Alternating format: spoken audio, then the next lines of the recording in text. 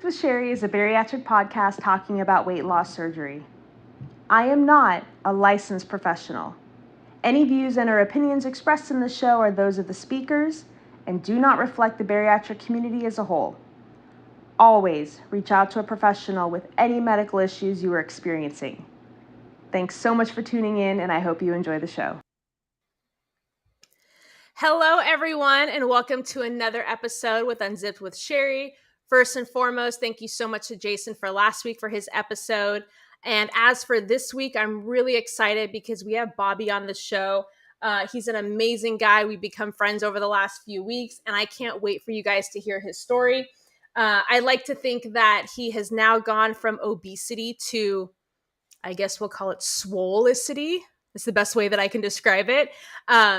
So yeah, I'm really excited to have you guys talk to him. We are live on YouTube and Facebook and Twitter and I think LinkedIn. So make sure that you send us your comments. You can talk to us live on the show. And on that note, Bobby, I hope you're ready because we're about to get unzipped. We all have a story on how we got here, right? So for me, I used to be over 350 pounds until one day I made the single decision that I wanted change. Weight loss surgery has saved my life, and now I am here for you. I want to hear your story. You know, the one that happened during that before and after picture. It's time to unzip. What's your story?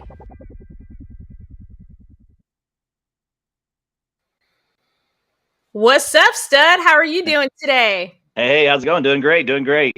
Good. I'm laughing so hard right now because, so Bobby and I have been shooting the shit for the last hour to the point where I just realized it was 12 o'clock. And I'm like, holy shit, we have to do a show right now. Gotta lock it up. Time flies when you're having fun. Oh my God, we were having so much fun. So first and foremost, thank you so much for being on the show today. I'm really excited. I love having guys on the show because not a lot of guys are talking about this. And I absolutely love your transformation story. So I can't wait to just start delving in and talking all about it. Are you ready? Born. Okay. So people watching, make sure you can ask us questions live. You can leave comments. Bobby will be able to see them too. So we'll be able to get to you throughout the show. But I think first and foremost, for people who do not know Bobby or do not know your story, I think we should delve a little bit into the origin story on how did we get here to right before the surgery. For sure. So as most of the stories always begin, we're just not happy with ourselves. And unfortunately, that really wasn't my story. I was big, I was happy, I was content, recently married, loving life. And, it was about 9 years ago at 420 pounds, I ended up having back surgery. So that kind of put a little damper on my lifestyle, even though I was big, still active, did everything I could, felt like I did a lot of things that people not my size could even come close to doing. But ultimately it was having my daughter, playing on the ground with her, and my back went out from the previous surgery. And it just felt so demasculated and just couldn't do anything. And that's where I kind of just sat back and was like, you know what? I think this is going to be the time, never not want to be there for someone, so us as bigger folks growing up with friends, you're always that one who's always there for those people. And at that point I couldn't be for the one that mattered the most. So that's where it got me to where I started this journey. Now I have to ask you, so being a guy, from what I understand and talking to a lot of guys, there's this element of I'm sure you've been told before, we're always told that this surgery is cheating. It's taking the easy way out. But from a man's perspective, did you struggle with that on your own? I should be able to do this on my own. I don't need to have surgery. Oh, definitely. And it wasn't just a topic. Just boom, boom. I decided to go do it. I had after my back surgery, dealing with the doctor, my primary doctor at that moment, he brought it up. My father had it a couple years before me. And as an athlete growing up, I can do this. It's an ego thing. I got this, I can do this. But with surgeries and injuries and it's just the constant of pain of just trying, it was just finding that right thing to go, hey, maybe I've expended all my options at that point in time. Right. Could I Could I have? Maybe.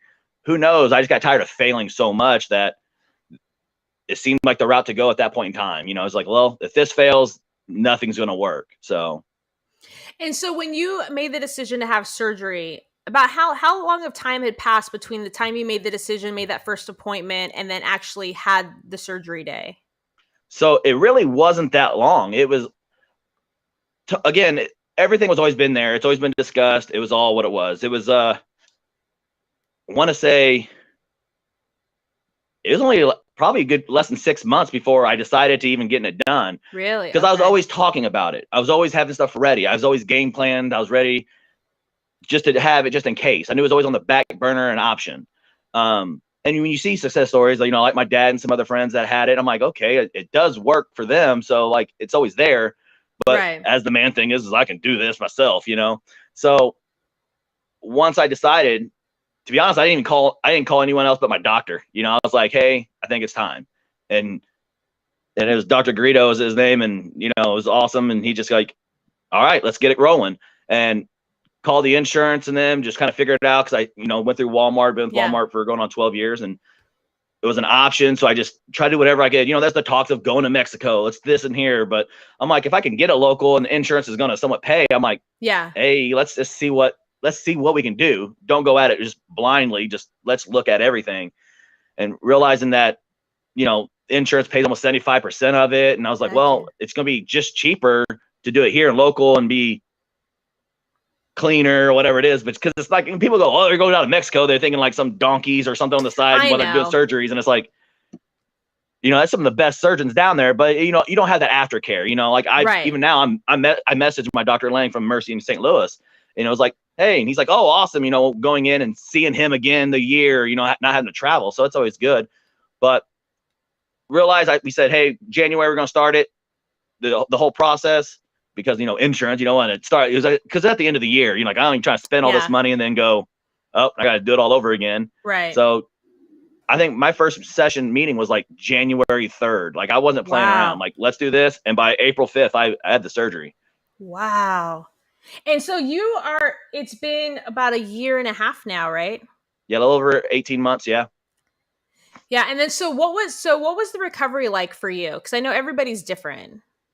I'm blessed by all means. I mean, I know not everybody's life and I guess body is going to be the same, but I had my mother showed up, you know, I got to take care of myself for like 2 weeks. You know, if I needed help, they were there. My wife and my mother, I ain't gonna lie, I milked it. So I probably could have even increased a little bit better. Cause I'm like, oh, I got 2 weeks of video games and HBO and all that stuff. So it's something we don't get a whole lot to do when you have kids and just try to stay busy.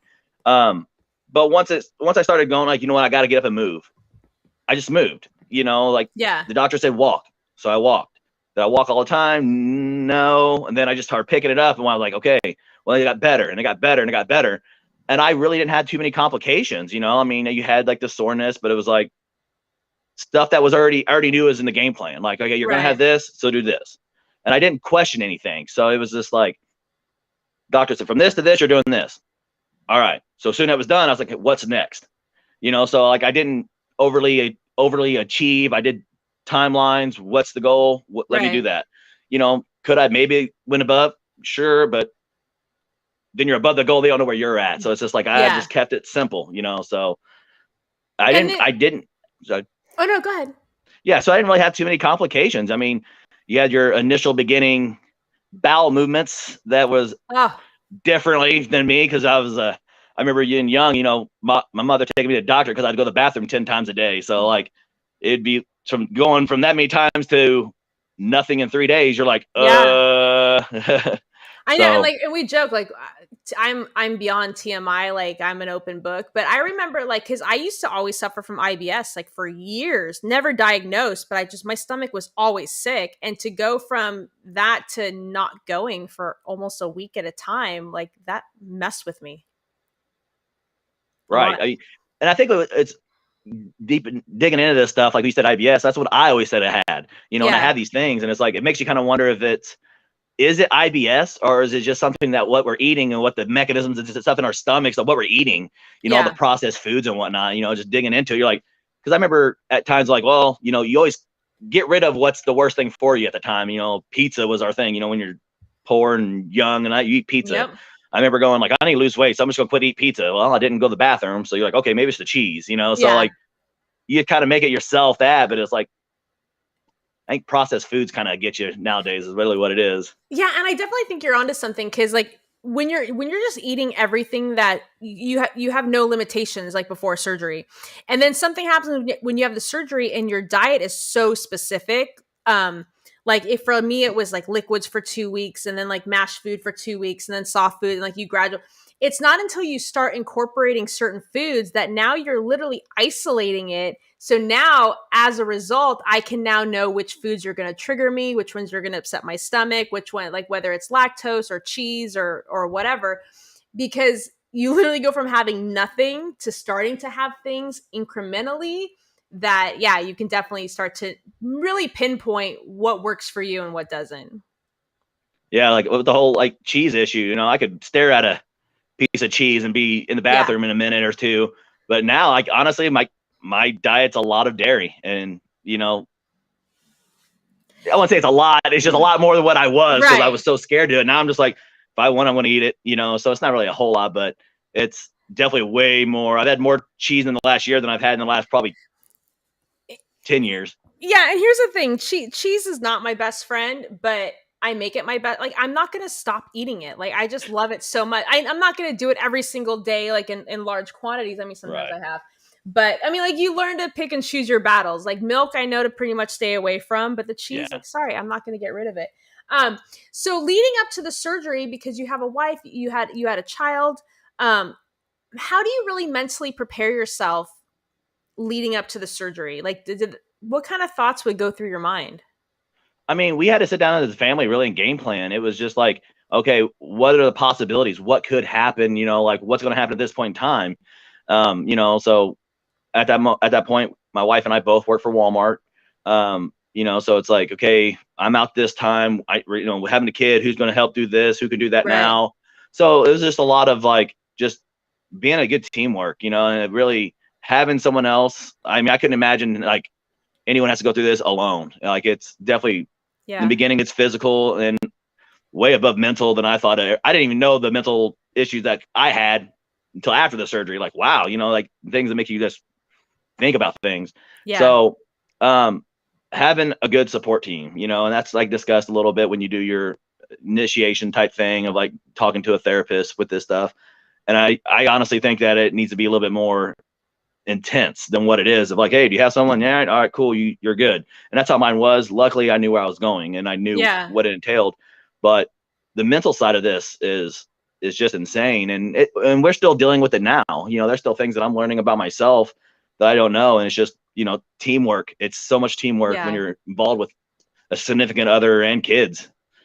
Because you're eating something that they are not, and they want to eat everything that you're not eating. So it's just like knowing your boundaries, knowing what you can do. So okay, so that actually leads into another question, because you were married and you had your partner with you when you had the surgery, because you can't eat anything. What was the dynamic like at home? Like, because your wife did not have the surgery, so she was not restricted in what she can have. Like, how was the struggle there? So I mean, there is a little struggle, and it wasn't really more on my part. It was on hers, because she felt like she had to change. She had to do something. And it's like, I knew what I was comfortable with. I knew if I wanted it, I'll go eat it, what I needed to eat. And it's hard to sit there and tell someone who cares about you to go, do not worry about me. I'm okay. Like like at little moments at family dinners, I'm like, all right, guys, quit having pizzas. Can I get some chicken wings? Can I get some chicken? Stuff like that. And it's worked out in the long run and later on, so, but I'm like, ultimately it's like, just take care of yourself. It's no hard to, we don't eat as much as we used to anyway. So nibble before you go and just be more social, be that person playing on the ground with the other kids and be that other person, be the talker, which I've never had a problem with, but so it's okay. And, again, it's the teamwork and being allowed to do those certain things, so. Yeah. And you appreciate them taking that extra step. And I appreciate it with my husband. Like, he would feel bad. And like, he would literally lock me in the bedroom with the door closed so that he can go cook, because he didn't want the smells to come in. Like, he was so overly conscious about trying not to tempt me. And then the poor guy would like eat over the sink because like he didn't want to like eat, like we didn't have a dining room table. And I finally would be like, honey, you didn't have the surgery. You didn't do this to yourself. I'm okay. Like, yeah, some days are going to be hard. I turn off the TV because there's a lot of food on TV, but I made these choices. Like, you should not be suffering. I appreciate that you're trying to look out for me, but you can't be suffering just because I chose to do this. Right. Yeah. And I just made sure my wife never felt that way. So, yeah, and I did my research. I pre-gamed. I got on some of these groups beforehand. I listened to what people's issues were, and I just thought about like, what can I do to make this? I mean, I guess a typical fatty from us, but how can we please other people? Like, right. Like what can I do to help things out? Like I don't want this inconvenience to you because I know I'm going to inconvenience myself already, and I don't want that involve you. So what can I do to make it better for you? Because I knew what my goals were. I knew what I needed to do. You shouldn't have to worry about it, Yeah. But it's that forcing that they're like, hey, no, we are involved in this, and that's what helps out some too. Like, hey, we are trying to, and that's what's really good to have, Yeah, and it's so important to have like a really good support system, like I said. And I'm curious because people who know you now like know that you're a talker. Like you definitely have the gift of gab. But I'm curious, like, were you always like that? Were you always like an outgoing kid before surgery, or were you more on the shyer side? Always out there, always talking. I guess it's always a formal way of being a center of attention. I mean, I don't necessarily mean it was like forced, but I was never shy. I'm from a very, very, very large family. I knew when my grandfather passed away, it was like one of over 227 grandkids at that point in time. So, I mean, my mom was one of 12, just massive family, Southern Illinois. So, and everyone is the same and different at the same time. There's not really shy ones in the family. So right. You put yourself out there, and you have that in this, the mixture of seeing all these other groups that we are in and whatnot. You have the ones that are shy. You can tell the approach of it. But here's the thing: the shy ones are not digging in. They're not asking the questions. They're not figuring stuff out. The verbal ones are like, "Oh yeah, so why is this?" Like question everything. Get the answers or get an answer. Is better than just going at it blindly. So yeah, am I talking more now? I would honestly say I'm talking less because I get approached more. It's not me approaching them. Right. So I'm not afraid to talk. I just now sit back a little bit more, not a whole lot, but just a little bit. Yeah, see, I wish I was like that as a little kid. I was so shy. I was in the back of the class. I didn't talk to people. I was wildly insecure. And then you and I were joking about before the show is you get to a certain point where you're so insecure with yourself that people are judging you, and people are making comments to themselves about your size and how you look. So you build this personality where you kind of beat them to the punch, and you build the sense of humor. And like, if I can make fun of myself, then you don't have to, because like, just know like I'm okay with it, even though you're not. And so as I've gotten older in life, I've become a lot more outgoing. But no, if I was in those Facebook groups, I'm the creeper. I'm the one who's not really talking very much. I wait to see if my question's already being asked, and then I creepily, look to see. Like, I'm not one who initiates the conversation.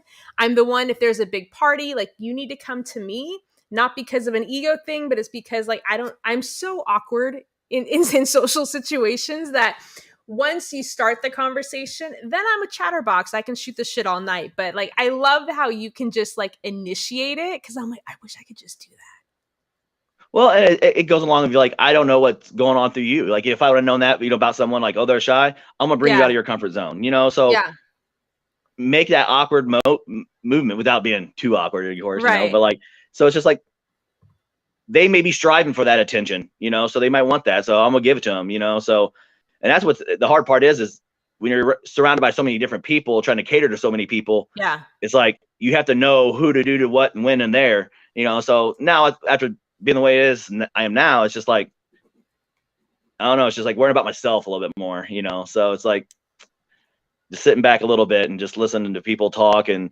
it's crazy to hear other people talk, because now you're getting a little bit, and you don't know necessarily, you're beating people to the punch as a bigger person. Right. You don't know if they really are genuine or whatnot. And now seeing, some of these people who you thought were this, are like congratulating you and saying like, holy crap, and all this sort of stuff. So it's like, we take for granted some of those situations, but it's nice to hear a little bit now, getting that affirmation that you always really wanted. Right. Now I'm curious, because you were always more on the outgoing side and you were able to attract attention to yourself. Has the attention towards you changed since you've lost weight? Have people treated you differently or anything? Yes, and no. So yes, there's ways, because I'm getting attention for people that I probably would have never really gotten attention from. Yeah. So you're going to have that new aspect. Also through this and the whole mental side of like building yourself up, a lot of the people that I was searching for attention from are no longer around. So for it's the good or bad, sometimes it's okay to burn a bridge, Yeah. because you can always rebuild another one. So there's a lot of people just not around anymore, and you'll just learn that. And the ones who are stuck around, they know who I am, because I don't change. I never changed. I won't let my parents, I won't let nothing else. Do I feel more confident? Yes. Am I more like that? You know what? That's the way I'm just now physically looking how I always thought I felt. And I think that's just the difference of it. So, a lot of elderly women notice me a lot more. So that's kind of good. If they had a pool, I'm like, hey, you got a pool? Sorry, I'm married, so, and you get, a couple other things that happen, and a lot more people are more vocal than I thought they would be, people being shy. Right. And it kind of takes away a little bit, because you're like, oh, you're only talking to me because I've look in better shape. But you wouldn't talk to me 2 years ago. Oh, why not? I don't see that. The whole conversation of like, I don't believe it. So I was like, well, it was a thing. So I do think that's probably one of the biggest things I ever struggled with is after the surgery is the people that all of a sudden appear in your DMs, even people from your past who all of a sudden want to hang out or want to, and you're like, where were you in high school? Like, I was a nobody. Like, you wouldn't give me the time or day. But now, because I'm more like aesthetically pleasing to you or something like that, now you want to be friends, or you get like, it's usually the older men for me. I get a lot of like creepers in the DMs. So like for you, like, cause the old ladies love you. I think also there's something about, because not a lot of guys have this surgery in comparison to women. And number two, the small percentage, I think it's like 30% of the surgeries are men, which is such a small percentage. And of that, like 30%, not all of them are very vocal about it, like on social media. So I feel like, a lot of these Facebook support groups are primarily women, whether it's TikTok or Instagram or these Facebook groups. So when you have a man posting on there this transformation, I feel like these women are like, oh, there's fresh meat out there. Like, I need to flock to you. So I can only imagine, especially since, and we're going to get into your weightlifting and stuff too. And so since you've been building muscle, and like you just posted a transformation picture the other day, like in one of the Facebook groups, and I feel like the women are just like all about it. So like, how do you like keep yourself humbled? Because you're like, I don't think you had this attention before. And like, does your wife get jealous? I don't know. I mean, I want to say I don't really bring it up a whole lot with her. So like, it gets a little thirst trappy sometimes, but I flex more for the wife at home more than anyone else, of course. But I'm enjoying what I'm doing. And I want to go back on what you were talking about, how the 30% of men, as we'll deep dive a little more. And it's something I've got into groups of these things for men only in this, but the amount of, not that matters, but it's like straight men to do that. So, you have that different group, because I'd be lying to say I've had more men in my DMs than women. So like, really? Oh my goodness, so many. Like, and it's in that community in the bariatric, and it's like, oh, thank you, but sometimes you just gotta go, like, after too many of like good mornings, you're like, okay, that's enough, So like, I will take that respect, because like if they say you look all right, I feel good about myself. But it's something I just don't really bring up with her, like I do a little bit here and there, but again, it's one of those, I don't want to draw attention to her about this stuff. Right. Nothing's ever going to happen. So I don't do that stuff. I don't play with that. I'll message a guy back because she knows I'm never going to. About any of a woman that was like, I just kind of like, okay, I just kind of like, thanks, very passive aggressive, just, oh my gosh, you look amazing. Oh, thank you. It's hard work, keep up the good work for yourself. It's kind of, and she can look at it any message she wants. So I just don't bring that to her attention because I don't want to have any stress on anything. So, if she feels the need, she can come to me if she wants, but the attention wise, I got back in two different things, but it's different, like you see a lot of people want to talk a little bit more without, like, they're trying to be cool. And I understand it because I was that person, Right. like prodding around the corner, let you know that, hey, you were attractive, or hey, you know, you could do better, you know, stuff like that. So you're Right. gonna hit those things.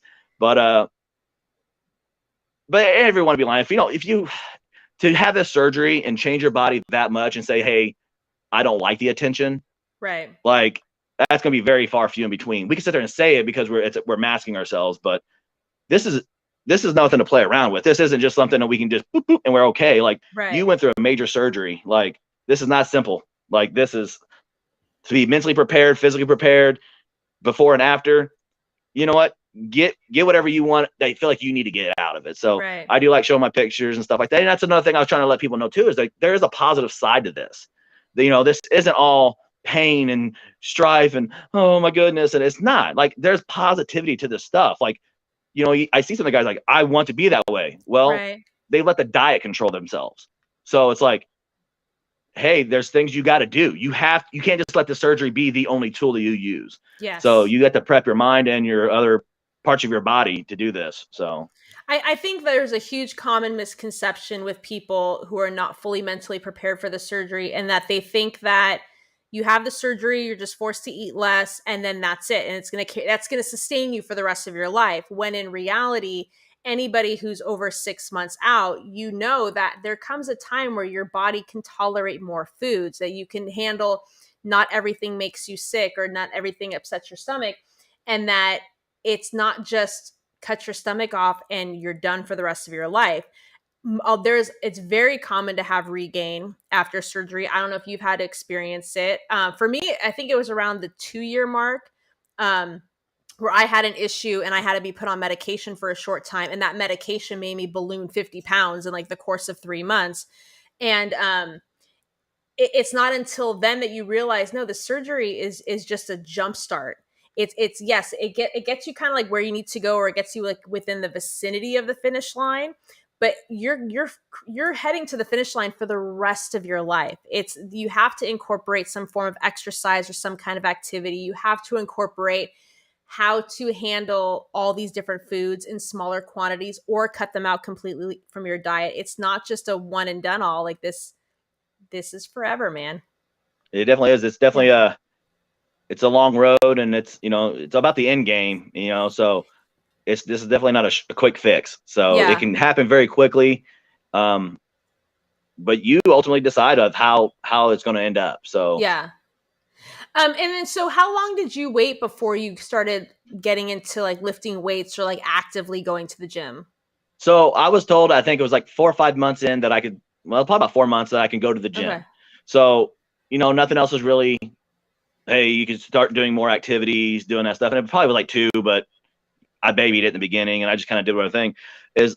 I went in, I knew in my past times of trying to get in the gym, it's like you go in, you get hurt or do this. I'm like, I'm going to do baby steps. This is no longer a quick fix for me. This is something I'm going to change for the rest of my life. So it was probably, I'd say 3 or 4 months in, where I was like, all right, I went every day I could at that point in time. And I just did I did body weight for like the first couple months. I did the TRX band, just doing motions and just like getting form, and like, wow, the pain I was in after just doing that, you know, and you're like, man, I just lost this much weight and I was moving around fine, but now I'm just doing this. At that point in time, I think I lost like 60, 70 pounds in surgery. And it was like, this is hard, you know, so you're doing things more accurately now. So like, you know, you compensate when you're big, you know, you don't understand that you do, you know, you lifting things up. You're like, why is this hurt? Oh, I'm doing it right now. So, so I just got in there, body weight, just figured out. I got into the gym. They had trainers there to help out at that point in time. So I had luckily some stashed away from family member who had some at the gym. Got in and just let them do movements I didn't think about. Ask questions. No, not everyone knows how to work machines or know the proper motions to do certain things. And there's a lot of opportunity, I think, for bariatric surgeon patients who have people who trainers that can specifically do their stuff in the beginning. Yeah. Because there's a lot of things that like, oh, I never really dealt with this. You know, I got touch base, and when we get to weightlifting, a guy named Cody Pike, who has his own physical trainer stuff. You know, I was like, hey, you know, he's used to bodybuilding, doing all this other stuff. And I'm like, well, I can't do certain things right now. There's certain things we can do. And he sat down, he developed a plan, like, okay, let's do this. Let's do more body motions here. Let's do some stuff. Let's see what works, and that's what's working. So, and, he's doing really good. And sadly don't have him close to me anymore, but he moved up to Chicago working for, I think he got a really good job with that Crunch Fitness, which was pretty good. Stupid Cody moving away. Yeah.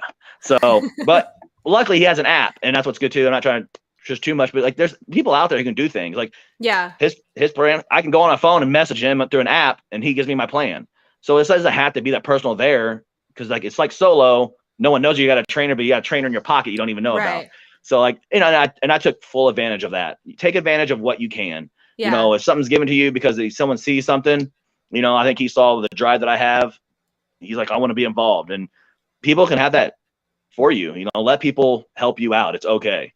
Yeah, and I have to say, shout out to Cody. I've never met you, but I already like you already, because it seems like that he really tailored it to you specifically, and he understood that you had this surgery. Because I think what happened, what I've come into issues with trainers over the years is they've never really dealt with people who've had bariatric surgery before. So I've had a trainer in the past tell me that I have to eat my body weight in grams of protein. And I'm like, I physically cannot consume that much protein. I'd literally just be sitting on the couch drinking protein shakes all day long. I physically can't. And then they look at you like, oh, you're one of those people who just makes excuses. And I'm like, no, Mother Smurfer, I physically can't consume that much protein in a day. Or what I've learned recently is I've been overweight my entire life from like the age of 12 on. That's a lot of weight that your knees, that your back have been damaged for so many years that I lost sight of that. And I got very active into fitness this year specifically. I was doing shit I've never done before. I did the 75 hard. I'm like, yeah, I'm kicking ass or whatever.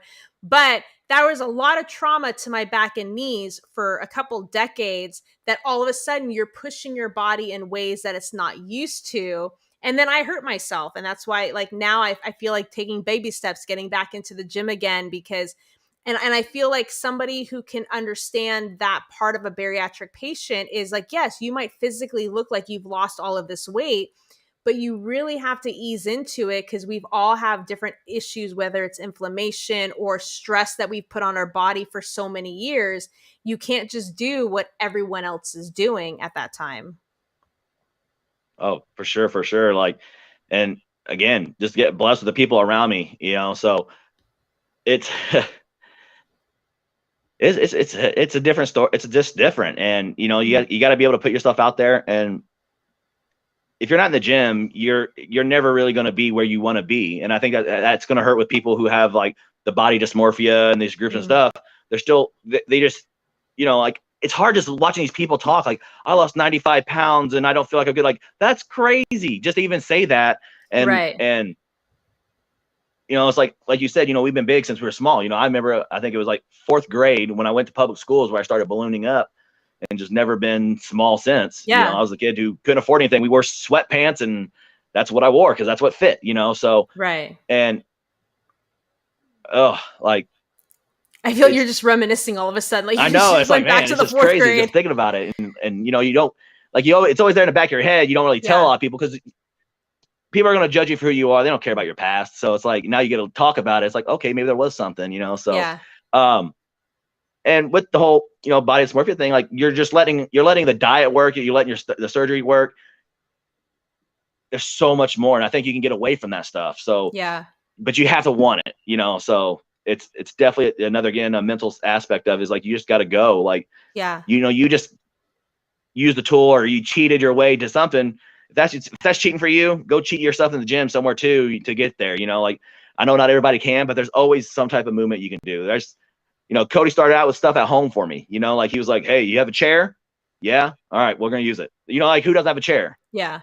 So everything can be okay. Everything is what you make of it. Is what I always try to tell people. I know.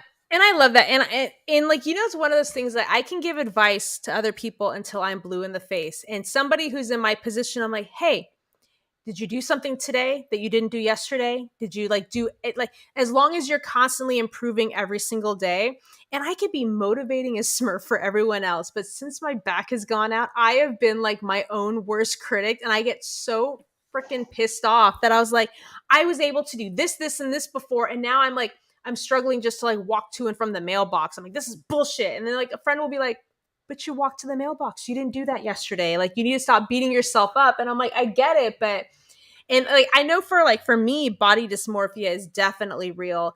I don't hear, well, and I haven't talked to too many guys, but I'm curious, like, do you guys deal with it just as much? Like, have you had issues of like body dysmorphia? There is some, and I've talked to some that have it also. I mean, so I've touched base with some people that have.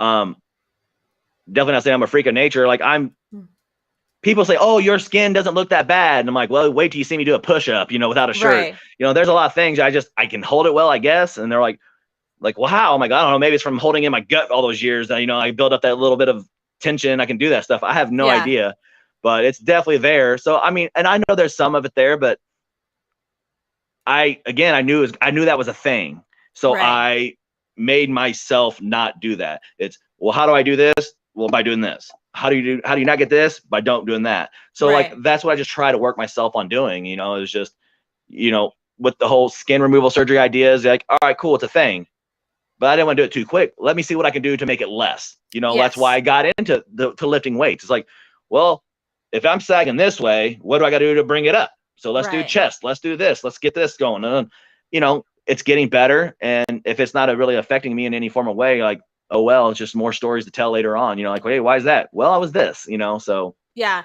And I agree with you because I think, and my attitude is I've thought about skin removal surgery and I've had a consultation, but my thing first is like, I need to do everything that I can first.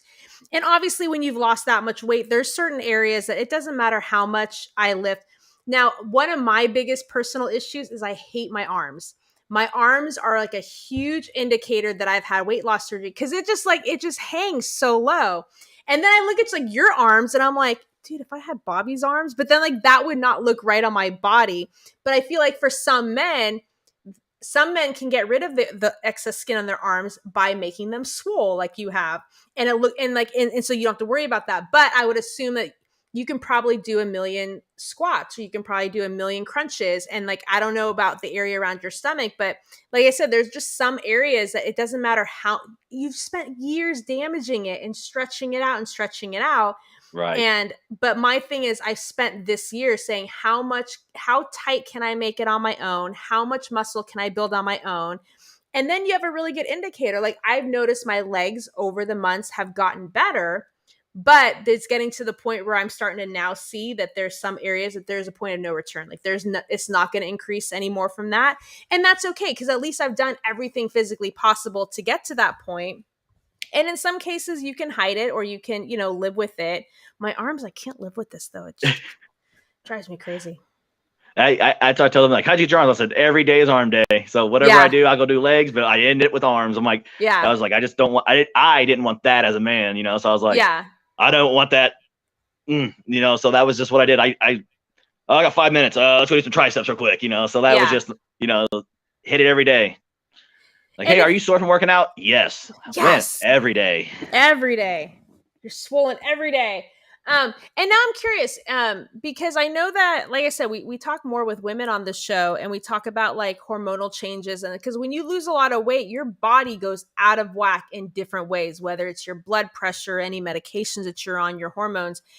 Do men have to deal with the same issues or not as much? I won't say that necessarily the same, but there's definitely hormonal issues. And that's something that I battled with, honestly. So after the first year, I was just going every step, like, what can I do to get where I want to go? Yeah. And I talked to someone and they're like, hey, have you ever had your testosterone checked? So I'm like, no. Well, there's this, like, and that whole mindset of like libido, like, all right, I always down. I was always this. I've never had an issue. So I went and got my blood work done and reading the levels. And I was like, hey, your testosterone's a 63. I'm like, all right, is that good? Is that bad? There I go. Yeah, I don't know. I'm pretty sure my 80-year-old grandmother has that. I'm like, oh man, so like, okay. So looking into research of like, okay, so the average age of my testosterone around my age is like base is like around the 200s, that being that stuff. And I'm like, yeah. And my estradiol, which I guess is estrogen, was like high, which I also did research into going, okay, when you lose weight like that, your estrogen levels increases. So that's part of it. So my estrogen level was way higher than even my testosterone. Really? So as a family, you know, we grouped in, and you know, it's costly, but you know, I needed to get to where I need to go, where I felt better, you know. So I went, I did start testosterone injections, TRT, and you know, they said do this, and after about a month you're going to figure it out, and got my blood work done like last week, finished up, and it was like everything was just amazing, and I feel amazing. And I'm not saying it's for everyone. Some people go and they've done it and they're like, well, my testosterone's at this level, and that's awesome that you can do that. But like getting, you know, it kind of makes you kind of question, like, well, I'm an emotional person sometimes, you know, whether because I'm raised by a lot of women or living with a lot of women, or my estrogen level was a lot higher than my testosterone. I don't really know, but I'm going to blame it on that though.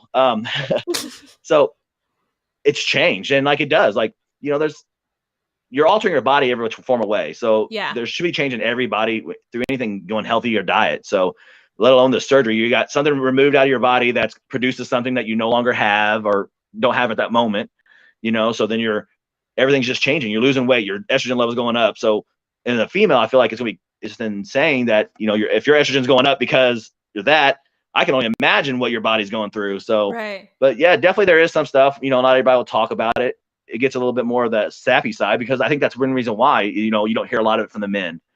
And this is kind of just now thinking about now. It's like, well, if your estrogen level goes up and men are getting more estrogen, we're not going to discuss about like how more emotional or this we are going to get, you know? So we either will mask the pain with something else or what we got to do. So, I knew I had it. I knew I got a lot of emotional things with my wife, and like slightly different temperaments and stuff at that time. Never nothing crazy, but I felt it, and I acknowledging her like, hey, this is an issue going on. This is nothing towards you. This is this, like, I can feel it going on. So just work with me at this time. So luckily she's, you know, I have to say that because you never know when it's for real, but I'm like, hey, something's going on. So yeah, there's definitely hormonal changes in a man. So interesting. Now, because obviously in hindsight, because now that you said that your levels are more normalized, or they're more above normal now. But so looking back, when you can like recall some of those instances, did you know in the moment that something was off, or is it like in hindsight you're like, oh, like back when that happened, that makes a lot more sense? Like I was very emotional. Definitely. Like that's part of the whole like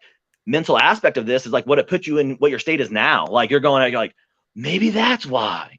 Yeah. Maybe, you know, but I don't know, everybody's funds are to go see therapists and all that stuff. I definitely wasn't blessed to have that, you know, so I was my own therapist. He's like, I'll just do this. It's okay. I got this, you know, take on the world. You know, my shoulders are strong enough. I'll take your pain too, you know? So it does question. You're like, man, I could have done that. Oh, okay. So maybe that's the reason why. So absolutely, there's something there. So that's really interesting. And then because you said that your testosterone was low even before surgery, have you noticed a difference? Like what would you say would be like the biggest difference, like since surgery? Like, is it that like your stamina gets up better? Is it that your overall mood is better? I don't think it's a mood issue, because I always try to push myself to be just a somewhat mostly positive kind of person. But me being on the hormones that I am, you know, doing testosterone, getting on what I needed, like when my D was low, I'm on so much vitamin D3. I do my, you know, what do I need? And like, if it's something that's here's the levels, I did it. So as of now, like the things I've seen change is I still don't get a whole lot of sleep, which there's things that can help with that, but my sleep is deeper. My sex drive is way increased. There's definitely stamina. Like you could say it probably helps build muscle. You know, I'm getting muscles. I have abs for the first time since I was probably born. I don't know. So it's fun seeing them. So like, I'm sure that's helped benefits. You know, you know, I went from 63 to like, I think I was 1190 testosterone just the other day. So it's like, it's got to be working. So whether or not it's a placebo or doing everything else, which obviously studies show it's not, but I'm going to utilize every tool I can to get where I want to be. So it's definitely beneficial to me. Yeah. And to be honest, women can do that too. I did some research. So, you know, women need testosterone too, whether or not they're going to get optimal, whether they're trying to do what they're doing. There's things that can, you know, help anyone. Just get your blood work done. You don't have to go this route, but people go in, they question themselves. Do you have blood work? No. Do you track your stuff? No. You're not doing the bare minimum to find out where you need to be. So just do that. Just take care of yourself. I would actually be really curious to find that out, because I used to joke that I was a tomboy growing up. I did not have female friends. So I think more on the environmental side, over the years, I relate a lot better to men naturally, because that's how I grew up around them. So I almost know how the brain works for guys versus girls, that I've just always been able to bond quicker. But I feel like even when it comes to sometimes like that machismo attitude of, I need to be the strong one. I need to, like, I can't be like a little bee, and I have to, always put on this brave. I've taken on a lot of those tendencies in adulthood. But I don't know if that's more of like an environmental thing, or if I'd be curious if I have like a higher testosterone. I don't know. It would just be really interesting. Have you never had your blood work checked and on that at all, or? I mean, I've had my blood work checked, but I've never had them checked for testosterone per se. Oh yeah, go to a full panel. It's just interesting in general, just to see everything else too. And first of all, like, I love the fact that you're the kind of guy that you genuinely wear your heart on your sleeve. And I love that you're able to be like, because somebody who looks at you, like, we all make judgments based on a first appearance, but somebody who can look at you, I can see how you can come off as a little intimidating. You got the beard, you got the swollenness or whatever. And like, you kind of like ooze like this machismo-ness about you. But then, like, to find out that no, like, how to be in tune with your feelings, how to be open and be like, hey, I'm having an emotional day, or I'm dealing with something or whatever. I think it's just such a rare quality these days that, first and foremost, I just wanted to commend you for that, because not everybody can do that, to be honest. Thank you. I try. It's a battle, but yeah, definitely I try, and again, I just go about it. You don't know what's going on through everybody else's head. Yeah. And whatever you think you have, someone else has it worse. So it's the kind of mentality I just try to have. Yeah. And I've asked this question before, and you touched on it a little bit. But like we said, we know that men are not doing it nearly as often as women. And then the men who are doing it are not as vocal about it. Based on your opinion, why do you think men are not vocal about it in the same capacity that women are when it comes to the surgery? I mean, I think we're raised up to, and it's all depending on age nowadays, so I'm in that happy medium of the whole, I don't even know all the gens and all this. I just, 1985, so I know I'm in the middle somewhere, and you're raised to do it on your own to an extent. Like, this is me, you don't want to know that you had help. So They don't want to be vocal about it. And there's some there is, like, I'm in a good Facebook group too, the bariatric weightlifters. There's some guy there, hey, and that's kind of like the most positive one I've been in all, so. Really? Oh yeah. I'll send you an invite. There's no one, I mean, to be honest, there's no one asking the repetitive question. It's more of like, hey, what are we doing to push this up? Hey, let's show these gains and see what are you doing? Like, what's working for you that could work for me? Like, definitely positive. I've not seen one thing really negative, like, hey, I got this going on. What can I do? Hey, this works for me. Let's try it, Yeah. And I think surrounding yourself around positive people, or people that have the same goal as you, that's what's going to make you advance in this stuff, in this situation. So, if you around someone who's always doubtful, you're just going to become doubtful about it all. So, and I fully agree. And I love that nowadays we do have so many support groups on social media, because we didn't have that 8 years ago when I had the surgery. But I've also noticed I'm part of a lot of groups, and there's usually this reoccurring theme that once you've had the surgery and you've been successful with it, you become like this know-it-all. And then you judge other people who are not doing everything exactly or specifically like you did. And then I'll see, like, we're all human. Some people will post that they had a tough day and they end up having soda, or they broke down and they had some ice cream and they feel like a failure. And then you have like these people attacking them, like, you shouldn't even have that in your house. Like, I would never eat that because this surgery is too important to me. But why are you, like, we've all had bad days before. Like, but I'm not one who just likes to vent and complain all the time. Like, I want an action. I want a solution. So I love this idea of like this weightlifting group that you're part of, because you can be like, hey, how do we get to the other side? Like, this is what I'm struggling with. How do we get to the next thing? And then it seems like you guys just all kind of band together with solutions and suggestions and like see what works and what doesn't. And that's the kind of support that I think we need more of, not just a constant like vent and listen. Like, we need more action plans. We need more, doing something about it. Yeah, and that group is also really good because it's, a lot of it is success stories. It's people who've done things. Like, they'll go and follow this one plan that, they go see the bariatric nutritionalist and it's like, hey, just do this. Okay, that's going to keep you the bare minimum. What can you do to get yourself optimal. You know, like, Right. hey, there's routes that we can do. Like, you're not restricted from how much food, you know, you are restricted. You just don't eat. You can eat every 2 hours, but eat a little bit. Do this, do that. Like, there's things that you can do. You know, you go in like, I can only eat this much throughout the day. Okay, well then break that up. So like that was the thing I try to do is like every 2 hours I try to eat. Well, that's don't you eat more? I'm like, no, not really. But now I know I'm never gonna be hungry because I know within 2 hours I'm gonna eat something. Like, it's just a game plan. You're like, I don't have those. You know, like, I don't have a hunger. Never hungry. So eat a little bit, work. Eat a little bit, work. You know, so it's just, again, support. It's a good support. You know, whether or not you're your own support or you have someone else. It's, if you're your own support and you're negative about it, it's not gonna be that good. Yeah. So I know that there, in one of the groups that you and I are both a part of, I think there's a couple requests that wanted to know like what your routine is like. And yes. So I wanted to give you, because I can't believe like we only got like 10 minutes left and it's gonna go by really quick. But so what's like a standard typical day for you as far as like what you're eating and like what your workout routine is like? So I try to do full body workouts. So it allows my muscles to not, you know, be here and wait another week before they're trained again.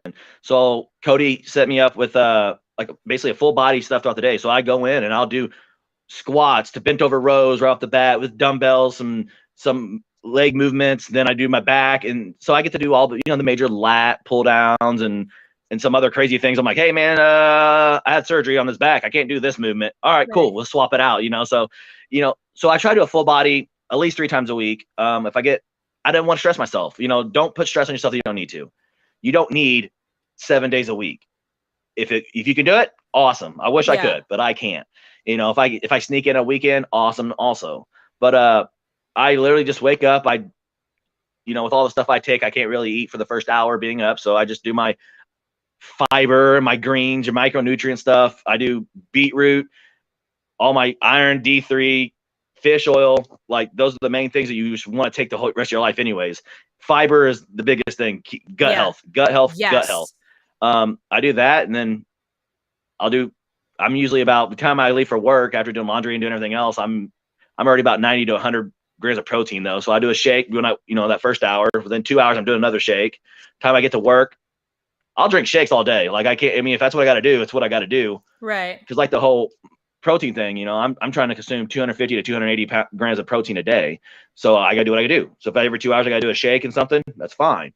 So I'm not going to let it upset my stomach or this. It's not about what I feel like. It's health. It's what I need to get where I want to go. Right. So 3 times a week I try to do look up full body workouts. It's just, I think it hits everything 3 times a week. Works for me. I'm equally sore and never just like that one thing where I can't move my arms one day, you know? So if I can't move my arms, I'm not moving my legs. So you'll have those good intense workouts sometimes. And then every once in a while I'll throw in a cardio day, which I don't do a whole lot of, but I enjoy it when I do. When you do legs first off, it's like the day's list a little bit better, to be honest. Yeah. It is frustrating because with my trainer, I only meet with them once a week and we only work on legs. It's just strictly a leg day when we meet. And the only reason being is because, one, outside of that, I do full body workouts, like when I go to the gym. But I told him that one of my NSVs that I've never been able to accomplish, even all these years later, is I can't do a regular squat. Like, my knees have been so thrashed for so many years that I watch like these power lifters and they do like the squat challenge with the bar. And I'm like, I can't even do a squat without weights, unassisted. I can't go down. So I told him, I said, my goal I would like to by the end of the year is just to do one squat. And then I'll be happy and then I can move on to the next thing. So his goal with me every week is we just strictly work on legs. We do squats. We strengthen like the quad muscles and stuff. So I have a very specific, goal for that. But I'm curious because I don't think I've even asked you in the pre-interview either. Like, do you have like a favorite NSV or something like since surgery that just made you excited? I want to be dead honest. I know what it is, but I have no idea what NSV even stands for. So it's like, yeah, okay. So it's basically a non-scale victory. So it's something non-scale victory. I knew it was something of that sort. I just didn't really got into it. And I knew what it meant. There's it's kind of funny. And on a previous podcast that you did, I kind of mentioned it. It's the ability to look down and not snore. Like, oh yeah. Yeah. So just looking down, Thomas, whoa, what was that? Like, am I asleep? I'm standing up. Not doing that. That's it's just like, okay, that's awesome. I don't have that. Like, so that's my comical one. But, the non-scale victory, to be honest to me, is going in and knowing that something is going to fit clothing wise. Like, knowing that I was known as the guy with cut off shirts and basketball shorts for years, thinking it was just who I was. It wasn't. It was just something to help mask what I was, Right. and going in that I can take a $3 shirt and make it look okay. That I don't need that fancy money stuff, so that's probably my victory, to be honest. Hey, first message is my mom. Hi, Mom. I'm gonna push it so that you guys can see it. So that's really what it is. I mean, so the snoring, sleeping a little bit better. I still snore while she says it's not as much, but the snoring, it's just isn't it funny? Like the smallest things, like you don't realize are an issue until they're not an issue anymore. And like one of them, like for me, and we talked about it, it's like I've talked about on the show before, it's like tying your shoes in the middle. I didn't realize that was a problem until I looked down and be like, oh shit, I do the same thing too. And it's like these little things that you feel like just breathing. People take it for granted, because some of us can't do it as easily as other people until all of a sudden you can do it. And you're like, oh, is this what it's like? When you're a kid and like you start to get these headaches and then like you're noticing that you can't really, the board's kind of fuzzy and it doesn't occur to you that you need glasses. And then you get glasses for the first time and you're like, wait, this is what the world looks like? Like you didn't realize how bad your eyes were until all of a sudden you can see clearly. And I think the same thing happens with this surgery is you don't realize how many years you were overcompensating for sometimes the most basic activities until all of a sudden it's just natural and easy to do. And you're like, shit, man, I struggled for a long time without even realizing it. Oh, for sure. Like it's insane seeing your body just change in there. It's phenomenal what this thing can do. What this tool did, what it can make you do as a person is just phenomenal. So yeah, the breathing, it's just breathing, like not stress, because I mean, you kind of need air and that's the biggest one. I mean, I know there's other ones too, but I don't really think about it. I just knew what I wanted to do and just get it done. Maybe I haven't had my really good one yet. I don't know. So those can happen in the beginning and the end. I got to see 199, so I did hit Wonderland once. Oh, congrats! So I did that, but after that, I was like, not for me.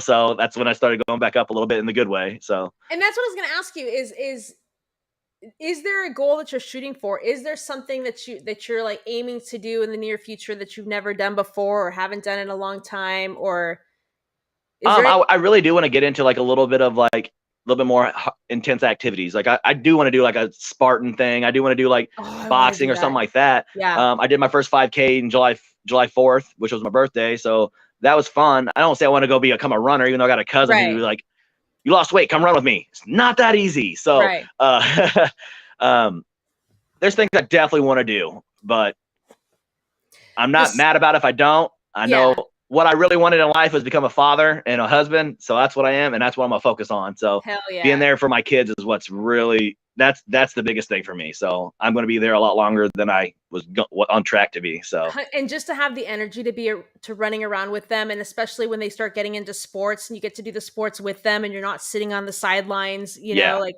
there's no feeling greater than that. I do want to do a mud run. That's one of the things on my bucket list. Same. We'll get one together. We'll figure it out. I would totally do that. Cause you're in St. Louis. I'm about an hour and a half, 2 hours from St. Louis, but I used to live in Escondido. I used to live out in California. So either you come to California or I'll come out there. We'll record footage. We'll do a mud run. Like we'll record the whole thing and then we'll make a whole show about it. That would be fantastic. We can do that. That'd be awesome. Yeah. Hell yeah. And so side note, my advice is do not take a pole dancing class because your back will go out as a result of it. That is what happened to me. So you trying to get a little dirty for at home and I was man, it was one of those things that it was one of those things on my bucket list, not because I wanted to be a stripper, but I was like, the athleticism of women who can like do like these crazy, even women who are. We all deep down want to become strippers now. Yeah, deep down, I want Cherry Pie playing in the background. And that's a joke I can't do anymore is that I used to say, I was big. They're like, well, what was your old job? I was like, I used to be a male prostitute. I used to charge by the pound, but now I'm half off. So this is not good, so. I used to joke that I had to give out a lot of refunds. People were not happy. It's so sad. Well, I can't believe that we're almost like, well, actually, we are running out of time. But before we go, I want to give you an opportunity. So anybody who's watching this, who's about to have the surgery themselves, and especially if men are watching who don't really have as many, opportunities to talk to somebody who's had the surgery, what is some advice that you can give them for the journey that they're about to embark upon? Wow. I mean, no pressure. Look in advance, know what you need to do. Just be prepared. Like, it's not going to be the easiest, but it's going to be so worth it. If you need anything, there's always someone out there to help. So don't think you're alone. You're not alone. There's always someone. I didn't even notice there was that many people who had this surgery until I had it. I was like, oh, Yeah. Okay, wow. So different stories, different backgrounds. Figure it out. Like, you got it. You got this. This isn't simple. Don't let anyone downplay your decision. Sometimes this is the only decision you can have sometimes. So stick with it, so I'm not too much on the, inspirational of that side, but that's one thing I can think of. So, but it's perfect. And anybody who has questions for Bobby after the show, you can either write us into the show at info@sherryarcuria.com and ask me, or I've been tagging Bobby on like the Facebook posts and on YouTube and stuff like that. You can ask the questions directly on there. You can find him on social media. What's your TikTok? It's Bobby DB Tatted. That's right. So you can find him on TikTok. You can watch his videos. You can reach out to him. I'm hoping that Bobby will come back on the show again, because I definitely want to do another boys club episode and have more boys, being able to talk about it. There's quite a few guys in doing this. We can definitely do like a big group one or something. Yeah, and I also feel like guys are a little bit more comfortable talking amongst themselves too. I'm usually just an innocent bystander. I just get to sit and like listen to you guys talk, and then I just, get to have eye candy all day, which is really fun for me. But anyways, so to everybody watching the show, thank you so much. We had a lot of viewers live on the show today, because I know that Bobby has been, promoting it like crazy.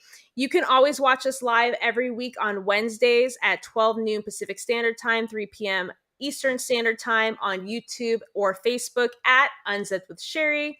You can also, ask questions or whatever on my website, sherryarcuria.com. And then you can also listen to this episode later. The audio version will be available on Spotify and iTunes, also at Unzipped with Sherry. And again, thank you guys so much for watching. And Bobby, thank you so much for being here today. I really, really appreciate it. Thank you for having me. All right. And on that note, you guys all have an amazing rest of your week.